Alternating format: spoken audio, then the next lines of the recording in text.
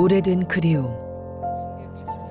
모든 것은 부모 세대가 갖고 있는 가족에 대한 그리움에서 시작됐습니다.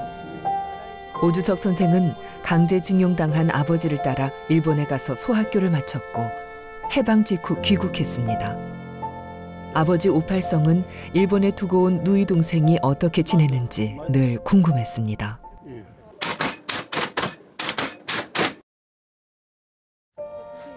아버지가 돌아가신 뒤 오 선생은 일본에 계신 고모를 찾아 아버지가 얼마나 고모를 그리워하셨는지 알려드렸습니다. 이 짧은 만남이 오 선생의 일생을 뒤흔들어 놓았습니다. 춘천은 호반의 도시다. 소양강댐과 의암댐이 있다. 이 뻔한 사실이 국가 기밀로 둔갑했습니다.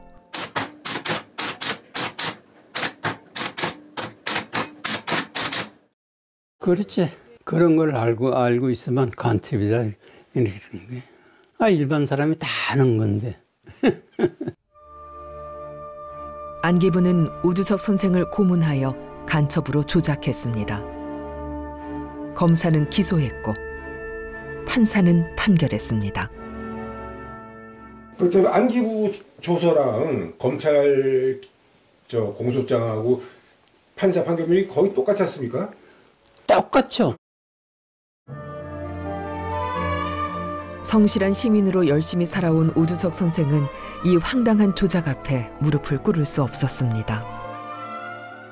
나는 내가 살아있는 한 이거는 밝힌다고 속으로 결심을 많이 한 거예요. 그때부터. 내가 형을 마치고 다시 세상에 오면은 꼭 밝히겠다고 밑분 맞는 다짐을 했고.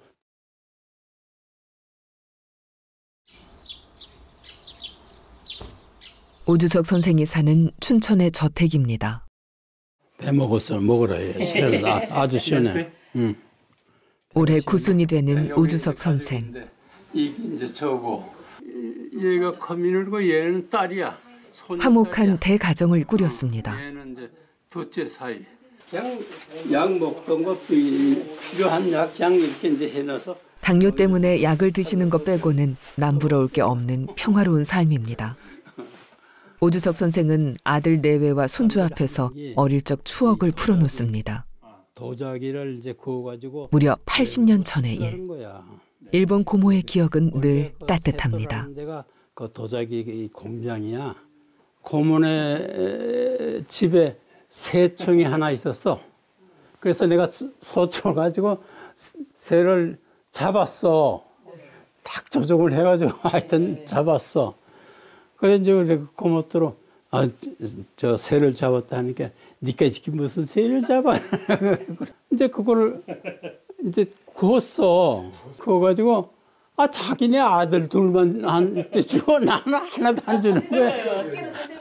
어지간한 새는 것도 참 조선대학. 옛 이야기는 일본 연수대로 넘어갑니다. 뭐 이런데 뭐 보냈겠지. 근데 우리가 이제 연수 간 게. 이바라기 캔 사람 둘이 내외가 날 찾아왔어. 그래서 누구냐 이제 그러니까 고모의 딸이고 사위야. 아무래도 다 친척이 혈육인데 안 반가울 수가 없죠.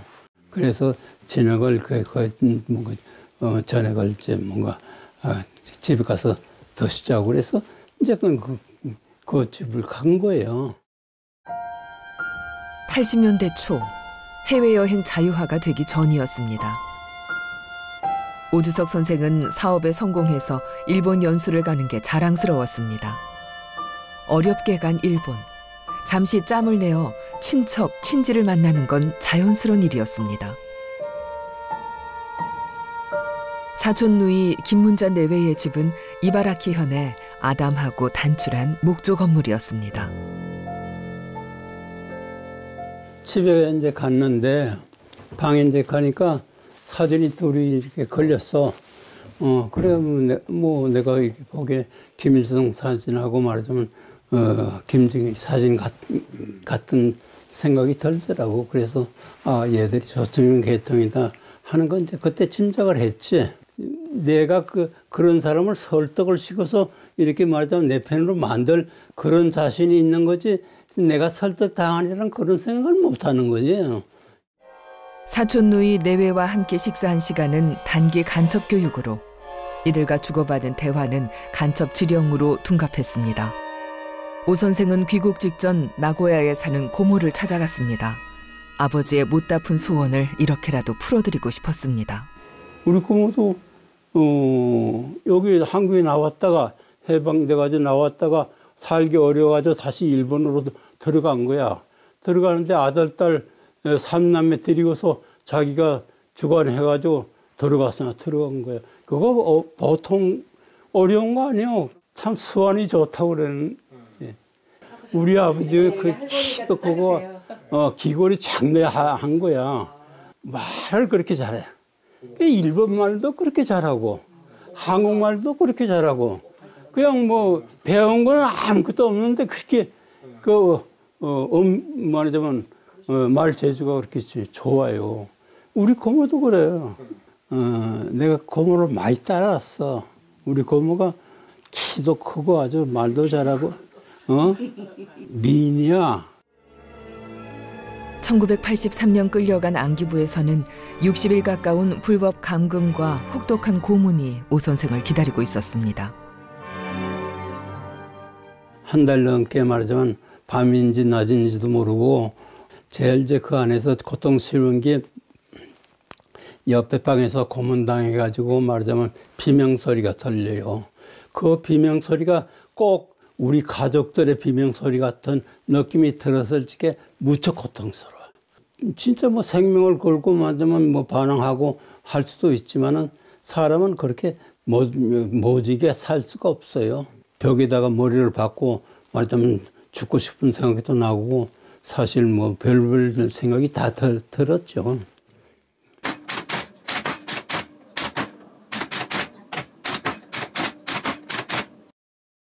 지금 말하자면 민주당, 국민의힘 이렇게 정당 잘 갈라진 것밖에 안 돼. 조총영하고 민당의 사이는 같은 생활권에서 살면서 당신은 민주당이고 나는 뭐 국민의힘이고 그런 정당의 조금 사상 차이지 다른 것이 하나도 없는 거야. 오 선생이 자기 손바닥처럼 잘 알고 있는 춘천의 명소들이 간첩 활동의 증거로 조작됐습니다. 누구나 아는 것도 국가 기밀이 될 수 있다는 억지 주장은 여러 차례에 걸친 대법원 판례에 따른 것이었습니다. 안기부는 이 판례를 믿고 조서를 작성했고 검찰은 이 안기부 조서를 그대로 베껴서 오 선생을 기소했습니다. 검사는 원래가 우리 상식적으로 생각할 적엔 거기 그 조서가 맞는지 안 맞는지 그걸 판단해서 옳지 않으면 옳지 않다고 판단해 주는 게 검사 역할인 줄 아는데 이 검사는 그게 아니고 내가 이제 처음에는 거절하면은 안기부 직원이 이 밖에 왔다 갔다 해. 그건 겁먹으라고 그러는 거 아니겠어요? 내 힘으로 이 검사를 이길 수가 없어. 이거 지장을 찍거나 그냥 서서 찍고 재판 과정에서 얘기해서 밝힐 수 있으면 밝히고. 오 선생은 의용 전투경찰로 전쟁에 참여했고 전쟁 후 8년 동안 경찰로 근무했습니다. 그는 춘천에서 유통사업으로 재산을 모은 사업가였고 사회적 명망도 두터웠습니다. 정말 열심히 살았어요. 이웃 간에도 말하지만 또 동료 간에도 그렇고 신임도 많이 받고 또 열심히 많이 해서 모든 면에 좀 뭔가 성공했다고 크게 자랑을 못하지만 남한테 빠지지 않을 정도의 말하자면 모범적인 가정이고 모범적인 뭔가 시민이었었어요. 이 나한테 상을 못 줄 망정 이걸 말하자면 역으로 말해 간첩을 만드는데 이게 있을 수 있는 일인가 한심했죠. 검찰은 무기징역을 구형했고 판사는 징역 7년을 선고했습니다. 판사는 안기부와 검찰이 뒤집어 씌운 혐의가 가짜라는 것을 알면서도 유죄를 선고한 것입니다. 내 의견에 관계없이 읽고 바다 타자치고 이렇게 해서 만들어진 조서지 내가 사실대로 진술한 조서는 아니라는 걸 이 얘기를 똑똑히 했죠. 판사 앞에서. 무기 구형을 7년으로 온도했으니까 많이 봐준 거죠. 많이 봐준 거지. 가족이에요? 예, 여기 이제 가족인데 이게 이제 가족에게도 간첩 자식이라는 주홍 글씨가 붙었습니다. 오 선생이 구속될 당시 대학생이던 두 아들은 간첩 혐의를 뒤집었을 우려마저 있었습니다. 얘도 손녀고. 주위에서 굉장히 좀 그걸 이제 오인영 씨는 아버지를 처음 면회하던 순간을 생생하게 기억합니다. 제가 아버님을 봤을 때는 아버님이 그러니까 상처받은 짐승처럼 하염없이 막 통곡처럼 막 우시는 거예요. 그리고 제일 마지막에 저에게 줬던 제가 기억하는 그 말씀은 아버님이 그러니까 내가 네 인생에 힘이 되어줄 수는 없지만 네가 힘을 꼭 길러야 한다라는 그 말씀은 그때 제 느낌으로는 이런 일이 벌어지는 걸 용서해서는 안 돼 그런 메시지였어요. 저한테는. 춘천에서 고등학교를 다니던 두 딸은 더 심한 마음고생을 겪어야 했습니다. 여동생들은 좀 달랐어요. 걔네들은 학교에서 그 냉전 방공의식에 쩔은 선생 같지 않은 선생들한테 자퇴를 하라거나 너는 빨갱이 했다니까 학교를 오지 말라거나 이제 그걸 나중에 들었어요. 저는 동생들한테. 부인 심상윤 선생은 육식을 끊고 매일 절에 가서 남편이 무사히 돌아오기만을 기원했습니다. 아버님은 그 난방도 안 되는 감옥에 계시잖아요. 그리고 또 잡수는 것도 뭐 이렇게 정말 집에서 먹던 그런 음식을 잡수시는 것도 아니고 어머니도 당신이 이때 이제 집에서 생활을 하실 때 겨울에도 난방을 잘 안 하시고 살으신 거예요. 그러니까 아버님은 예를 들어서 그 감옥 그 방에서 주무시는데 따뜻하게 잔다라고 하는 거를 이제 거부하신 거지. 이 사건 나기 전에는 말하자면 좀 가부장적인 좀 기질이 조금 있었어요. 정말로 뭐 그렇게 아내를 소중하게 여길 생각은 못했어요. 근데 사건 끝나고 나서는 내가 모든 생활을 집의 사람의 비율을 거스르지 않고 이 사람의 말하자면 하고 싶어 하는 건 내가 다 해준다 이런 목표를 그걸로 딱 세웠어. 날 추우면 추운 대로 걱정하고 더우면 더운 대로 걱정하고 그렇게 해서 이제 5남매 그것들을 키우고 또 결혼도 시켜야 되고 한편으로는 악령으로 말해 보는 사람들을 뭐 정면으로 도전하지도 못하고 피해고 그래 애들한테도 했어. 나는 엄마를 위해서 산다. 엄마는 나의 공주다. 그래서 내가 핸드폰에도 공주로 집에 사람을 불렀어. 공주. 사랑하는 아내가 올해 1월 20일 세상을 떠났습니다. 햇살 따뜻한 봄날, 아들 내외 그리고 손주와 함께 부인의 묘소를 찾았습니다. 공주는 내가 봤어. 아이고. 60년 넘는 세월 고락을 함께한 아내 심상윤. 어려운 세상을 살았지. 힘든 세상을 지냈어요. 그녀가 세상에 없는 이 현실이 낯설기만 합니다.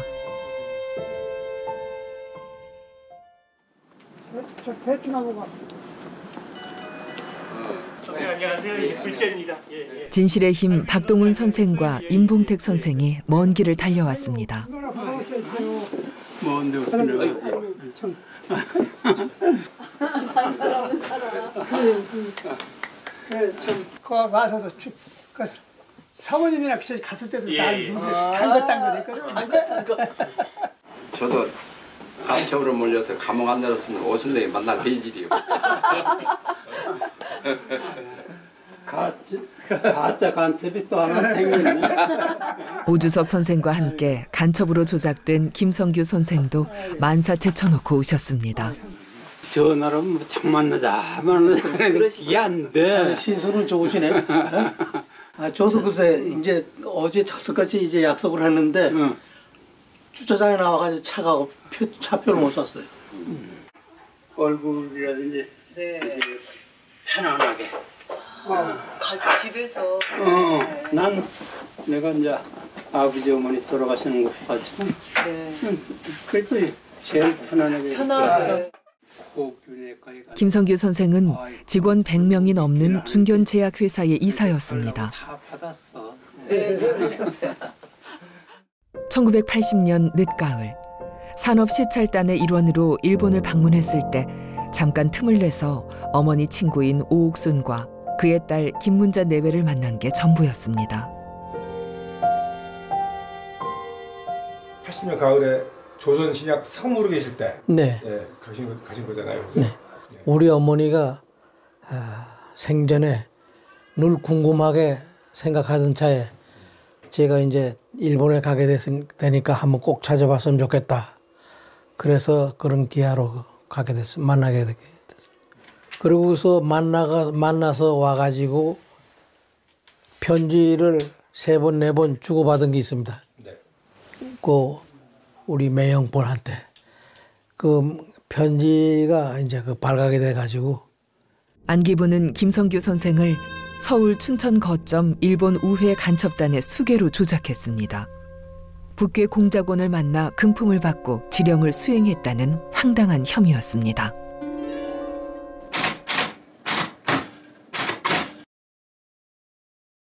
안부 편지니까 제가 무슨 뭐 찢어버리거나 뭐 할 그런 게 없었던 거고 또 그 편지 내용이 누구누구한테 안부 전하라 그런 게 다 거기에 지금 말하자면 간첩 활동으로 다 들어가더라고요.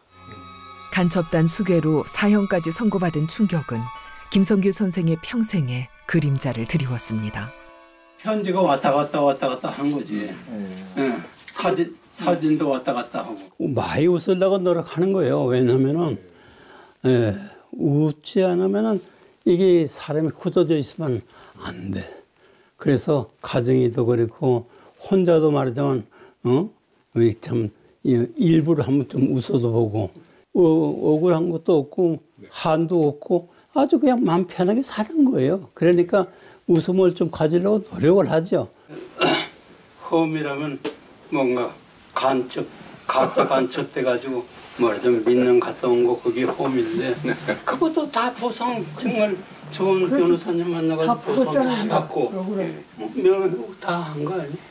다 한 거지. 내가 좀 괘씸한 거는 우리가 무죄 받았을 때 신문 방송도 같이 해줬어야 되는 거야. 난 좀 성격이 별나. 맞짱 떠자 이거야. 오주석 선생은 주눅들지 않고 당당히 살려고 노력했고 결국 그렇게 살아냈습니다. 죄를 졌어야 되지 마음은 하나도 내가 죄가 없어. 그러니까 재판 받을 적에도 고개 빳빳이 들고 들어가고 뭐 이러니까 그건 2010년 6월 25일 드디어 재심 재판에서 무죄가 선고됐습니다. 이른바 일본 경유 간첩단 사건의 희생자들은 수만 미터의 갱에 파묻혔다가 27년 만에 구조된 기적의 주인공이었습니다. 그 길고 험한 길에서 오주석 선생은 우리는 모두 함께 가야 할 운명이라며 김성규 선생 등 동료 피해자들을 격려했습니다. 하여튼 난 죽기 전에 하고 평생에 그거를 말하자면 목표로 살았고 했기 때문에 내가 무죄 받으리라는 판단은 못했지만 하여튼 재심 청구를 한다 하는 게 내 목표였어요. 7년 동안의 감옥 생활 이후 오주석 선생은 서예로 마음을 다잡았습니다. 어머 이거는 죽는 날까지 하늘을 우러러 한 점 부끄러움이 없기를. 보내라고 그랬어. 이제 홈은 찬물이야 내가. 네. 역경을 이겨내고 분노를 다스리고 재물보다 풍류를 귀하게 여기는 삶. 올해 구순을 맞은 오주석 선생의 한결같은 마음가짐이 이 글씨 하나하나에 담겨 있습니다. 서예에는 통일과 평화를 위한 절절한 염원을 담기도 했습니다.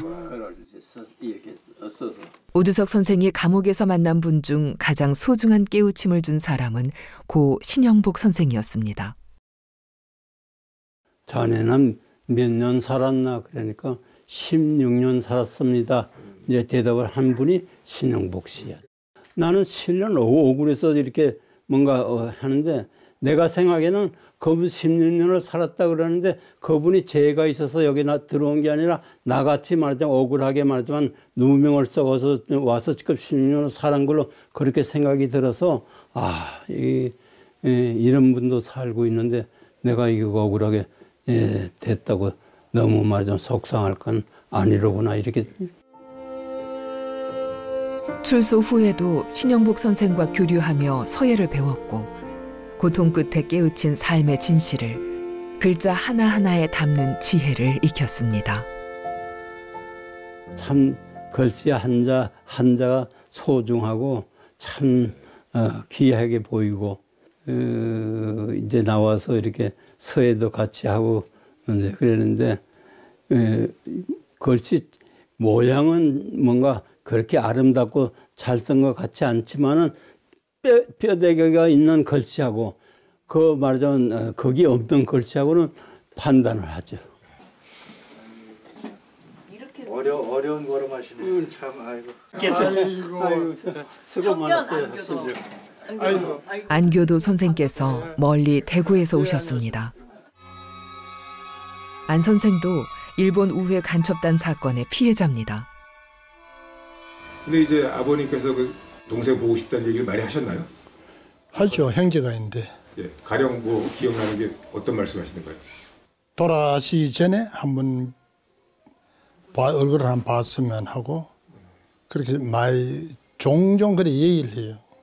이제 한번 가능성이 타진이 있는가 싶어서 편지를 이제 삼촌하고는 직접 대화가 안 되고 이러니까 일본 사촌 형한테 언젠가나 뭐 시간이 되면 한번 만났으면 좋겠다 하는 그이죠. 뭐 다른 거 더 이상은 희망사항이 없잖아요. 사건 당시 고등학교 교사였던 안교도 선생은 지금은 쌀 유통을 하고 있습니다. 보수적인 대구에서 그는 극도로 고립된 삶을 살아야 했습니다.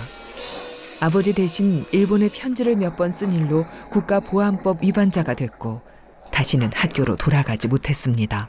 조총이한 걸 알았거든. 하기 때문에 우리가 통일이 되면은 한번 안 만나겠느냐. 그래 이런 식으로 해가지고 했는데 그거를 꼬리 잡더라고. 통일은 저가 통일 아니냐 이렇게 나가더라고. 그게 통일이 좀 더 저가 통일이고. 근데 그 당시에는 당국은 주총련과 북한 공산 집단을 동일시하여 이분들을 간첩으로 몰았습니다. 조총련계 학교 교사야. 뭐 우리나라 뭐 민단에서야 학교가 있어요. 뭐 그걸 보러 먹을 게 있어 없어. 그 조총련만 있는 기라 그 지역에 민단 가는 건 없고 조총련도 그것도 모르지. 같이 같이 만나서 뭐 이웃이라 하고 뭐 학교 아니시 학교 다니고 재판할 적에 처음 알았어.